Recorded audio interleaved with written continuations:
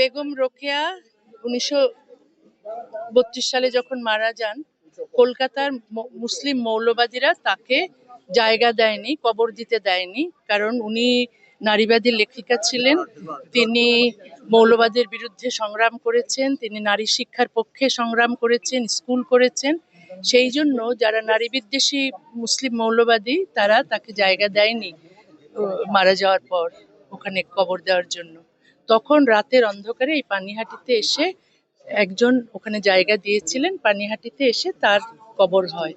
সেই জন্য তাকে আমি এখানে শ্রদ্ধা জানাতে এলাম। এই কারণে আমি এই নারীবাদী লেখিকাকে সম্মান করি, শ্রদ্ধা করি। তিনি তার সময়ে সংগ্রাম করে গেছেন নারী শিক্ষার জন্য, এবং আমি আমার এখানে আসাটা আরো মুসলিম মৌলবাদের বিরুদ্ধে একটা প্রতিবাদ হিসেবেই আমি এখানে এসেছি। ম্যাম, ইউসিসিআই নিয়ে আপনি বলছেন লাগু করা দরকার ভারত পাকিস্তান। হ্যাঁ, অবশ্যই, সব পৃথিবীর সব জায়গায়। কারণ এটা হচ্ছে ধর্মীয় আইন যদি থাকে তাহলে নারীরা কোনো সমান অধিকার পায় না।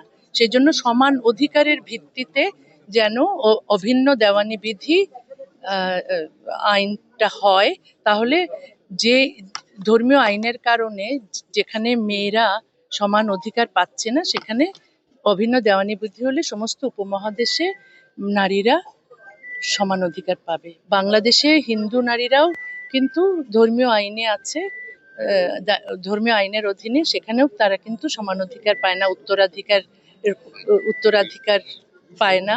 তারপর তাদের নানা রকম বৈষম্য আছে। সমস্ত বৈষম্য ঘুচে যাবে যদি অভিন্ন দেওয়ানি বিধি আসে। পৃথিবীর প্রতিটি সভ্য দেশে অভিন্ন দেওয়ানি বিধি আছে। কোনো আইন ধর্মীয় ভিত্তিতে হয় না।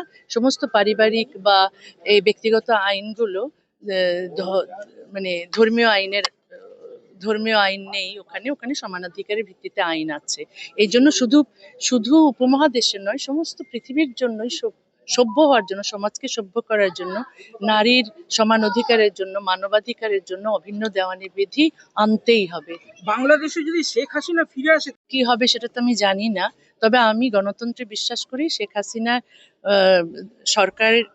হাসিনার পার্টির ওপর যে নিষেধাজ্ঞা আছে সেই নিষেধাজ্ঞা তুলে দেওয়া হোক এবং তাকে রাজনীতি করতে দেওয়া হোক। এই নিষেধাজ্ঞা উঠে যাক এবং মানে সব রাজনৈতিক দলই রাজনীতি করার অধিকার পাক এবং শেখ হাসিনা ফিরে যান, এটা আমি চাই। তবে ধর্মীয় রাজনীতির বিপক্ষে আমি। ধর্মভিত্তিক রাজনীতি এটা সত্যিকারের মানে ভালো রাজনীতি নয়, কারণ এই রাজনীতি অলওয়েজ নারী বিদ্বেষী রাজনীতি। সুতরাং জামাতে ইসলামীর রাজনীতি যদি নিষিদ্ধ হয় তাহলে আমি আপত্তি করব না, কারণ তারা শরিয়া আইন চায়, তারা নারী বিরোধী আইন চায়।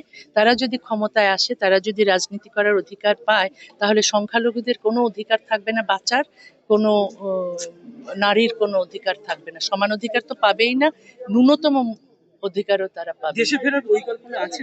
দেশে ফেরা আমার তো পরিকল্পনা সারাক্ষণই থাকে, কিন্তু আমাকে তো ফিরতে দেয় না।